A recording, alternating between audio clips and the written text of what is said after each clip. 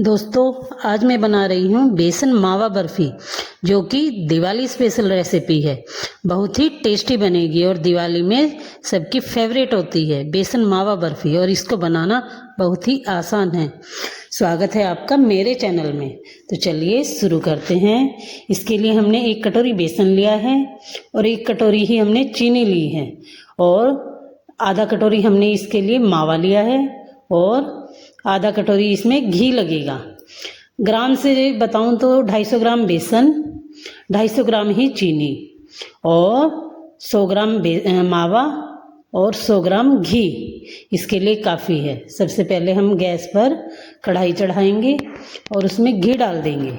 घी को हम पिघलने देंगे, और जैसे ही हमारी कढ़ाई का घी पिघल जाए उसमें हम अपना जो कटोरी में बेसन है वो बेसन डाल देंगे। बेसन डालकर हम इसे बिल्कुल लो फ्लेम पर ही इसको भूनेंगे। हमें ना ही इसको फ्लेम को गैस की मीडियम करना है और ना ही हाई करना है। हम इसे लो फ्लेम पर भूनेंगे। शुरुआत में तो लगेगा कि घी जैसे बिल्कुल कम है, कढ़ाई में चलाने में दिक्कत हो रही है, लेकिन धीरे धीरे आप देखना ये बिल्कुल एकदम सॉफ्ट पड़ता जाएगा। चलाने में बिल्कुल एकदम घी ऐसे हो जाएगा जैसे कि घी एकदम छोड़ देता है। अगर फिर भी आपको घी कम लगे तो आप थोड़ा घी इसमें और डाल सकते हैं। हमें इसे लो फ्लेम पर ही भूनना है, और हमें इसे बिल्कुल ब्राउन नहीं करना है, गोल्डन ब्राउन नहीं करना है। हमें इसको जब तक भूनना है जब तक इसमें से भुनने की खुशबू आने लगे, क्योंकि यदि हम इसे लो फ्लेम पर भूनते हैं तो इसका कलर चेंज नहीं होगा और खाने में भी ये कच्चा महसूस नहीं होगा। देखिए, हमारा बेसन अब बिल्कुल भुन चुका है। इस तरह भुनने के बाद में आपको पता लग जाएगा, बिल्कुल फ्लफ़ी सा हो जाएगा। जैसे हम किसी सूजी के या बेसन के बैटर में इनो डाल देते हैं, वो बिल्कुल हल्का सा महसूस हो जाता है, फूला फूला सा, ऐसे ही हो जाएगा। अब हम इसको 1 मिनट तक और भूनेंगे। 1 मिनट तक भूनने के बाद लो फ्लेम पर ही हमें इसे भूनना है। 1 या 2 मिनट तक भूनने के बाद अब हम इसमें जो मावा है वो मावा डालकर इसको अच्छे से मिक्स करेंगे। अब हमें इसमें मावा डालना है। मावा आप कद्दूकस करके भी डाल सकते हो। मैंने जो ये मावा है फ्रिज से 2-3 घंटे पहले ही बाहर निकाल कर रख दिया था, तो इसलिए ये इतना टाइट मावा नहीं हो रहा है। अगर आपको लगे आपका मावा टाइट है तो आप कद्दूकस करके डाल सकते हो। अब हम इस मावे को इस बेसन में अच्छे से मिक्स करेंगे। बेसन के अंदर मावे का जो स्वाद है बहुत अच्छा आता है। आप बेसन में मावा ज़रूर मिलाइएगा, बहुत अच्छा टेस्ट होता है, टेस्ट बिल्कुल डबल हो जाता है। फिर अब हम इस मावे को बेसन के अंदर अच्छे से मिक्स करेंगे और अपनी गैस की फ्लेम को लो ही रहने देंगे। हमें इस समय जब तक बेसन का काम कर रहे हैं, भून रहे हैं, तब तक हमें फ्लेम जो है लो ही रहने देनी है। लो फ्लेम पर ही हम इसको भूनेंगे। देखिए, हमारा जो मावा है इसके अंदर अच्छे से अब मिक्स हो चुका है। अब हम इसे नीचे उतार के चलाएंगे। इतने हम अपनी चाशनी तैयार करते हैं। हमें एक फ्राई पैन में 1 कटोरी चीनी डालकर और उसी कटोरी से आधा कटोरी पानी लेना है। अब हम इसे अच्छे से पकाएंगे। हमें एक तार की चाशनी तैयार करनी है। जब तक हमारी चाशनी तैयार होती है, जब तक हम बेसन को जो कढ़ाई में है इसको अच्छे से और मिक्स कर लेते हैं। देखिए, ये अच्छे से मिक्स हो चुका है। अब हम जो जिसमें भी हमें जमाना है, ट्रे में या किसी थाली में, उसे घी डालकर अच्छे से ग्रीस कर लेते हैं, ताकि जो बर्फ़ियाँ हैं अच्छे से आराम से निकल जाए। हमें घी अच्छे से लगाना है, घी लगाने में कंजूसी नहीं करनी है। देखिए, हमारा घी लग चुका है, ग्रीस कर दी हमने थाली, और हमारा इतना घी बच गया है। अब हम अपनी चाशनी चेक करते हैं। देखिए, मैंने चाशनी में इतना कलर डाला था, क्योंकि कलर आप ऑप्शनल है आपके लिए, आप फूड कलर डाल सकते हैं। मैंने तो डाल दिया है, यदि आपका मन करे तो डाल सकते हैं, नहीं है तो नहीं भी डाल सकते हैं। देखिए, एक तार हम इसका चेक करते हैं, एक तार की चाशनी बन चुकी है। अब हम गैस पर कढ़ाई दोबारा रख देंगे और फ्लेम को लो ही रहने देंगे। अब हम इसमें 1 मिनट और चलाकर, ताकि ये थोड़ा गर्म सा रहे, क्योंकि अभी थोड़ी कढ़ाई ठंडी पड़ गई है ना, इसीलिए।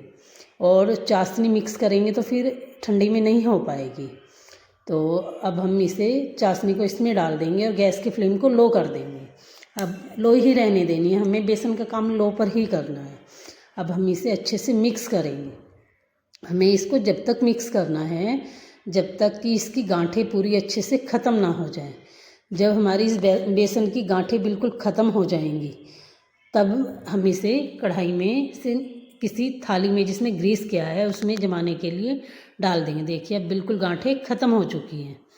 हमारी जो ये है कढ़ाई में जमाने के लिए तैयार हो गया है। अब हम इस बैटर को ग्रीस की हुई थाली में डाल देंगे। इसे देखिए ये कढ़ाई से एकदम छूट जाता है क्योंकि घी इसमें काफ़ी अच्छा होता है, इसीलिए। अब हम किसी स्पैचुला की सहायता से इसको थाली में इक्वल फैला देंगे, या फिर आप किसी कटोरी की तली में घी लगाकर उससे भी फैला सकते हो। आप इसे हाथ से बिल्कुल नहीं वो करोगे क्योंकि इस समय ये बहुत गर्म होता है। मैं स्पैचुला से इसे इक्वल फैला रही हूँ। जैसे ही हम इसे इक्वल फैला दें, इसको हमें आधे से 1 घंटे के लिए रख देना है ताकि ये अच्छे से सेट हो जाए, क्योंकि इतने देर में ये सेट हो जाएगी ठंडी होने के बाद। उसके बाद हम इसे जो चांदी का वर्क होता है जो हलवाई यूज़ करते हैं उससे अपनी बर्फ़ी को इसे डेकोरेट कर देंगे, क्योंकि देखने में भी इससे बर्फ़ी बहुत अच्छी लगती है। इसी वर्क से हम डेकोरेट अच्छे से कर देंगे। जब हम डेकोरेट कर देंगे इसको अच्छे से, आपकी बर्फ़ी को पहचान कर कोई बता भी नहीं पाएगा कि ये बर्फ़ी आपने बेसन की घर पर बनाई है। ऐसी लगेगी कि जैसे आप हलवाई से लेकर आए हैं। देखिए हमारी जो बर्फ़ी है इसको आधे से 1 घंटा हो चुका है। अब हम इसको काटते हैं। अगर आपको देखने में लगे कि ये नरम है तो ये बाद में रख के अपने आप टाइट हो जाती है। इस चीज़ की आप टेंशन नहीं लीजिएगा, क्योंकि ये रखने के बाद भी थोड़ी टाइट हो जाती है। अब हम इसको काट देंगे। ये बिल्कुल परफेक्ट बनी है। हम इसे इसी समय काटेंगे, क्योंकि यदि बाद में काटते हैं तो अच्छे से नहीं कटेगी सफाई से। आप इसे अपनी मनचाही शेप में काट सकते हैं। देखिए कितने आराम से उतर रही है और थाली में बिल्कुल नहीं चिपकेगी अगर आप घी अच्छे से लगाओगे। देखिए बड़े आराम से उतर जाते हैं सारे पीसेस। अभी मैं आपको एक बर्फ़ी का पीस तोड़कर भी दिखाऊंगी कि ये कितनी दानेदार बनती है।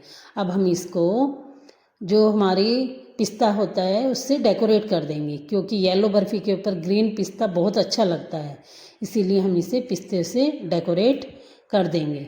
अभी मैं आपको अपनी एक बर्फ़ी तोड़कर दिखाऊंगी कि ये कितनी अच्छी बनती है और कितनी दानेदार बनती है। खाने वाला भी आपकी तारीफ़ करते नहीं थकेगा कि आपने ये बर्फ़ी कितनी अच्छी बनाई है। मैं भी आपको एक बर्फ़ी को तोड़कर दिखा रही हूँ। देखिए कितनी अच्छी बनी है, बिल्कुल दानेदार बनती है। आप भी इस बर्फ़ी को बनाकर एक बार ज़रूर ट्राई करिएगा और बताइएगा कि आपकी बर्फ़ी कैसी बनी है। ये बहुत स्वादिष्ट बनती है। मैंने तो दिवाली के लिए बर्फ़ी बना ली है, अब आप ट्राई करिएगा।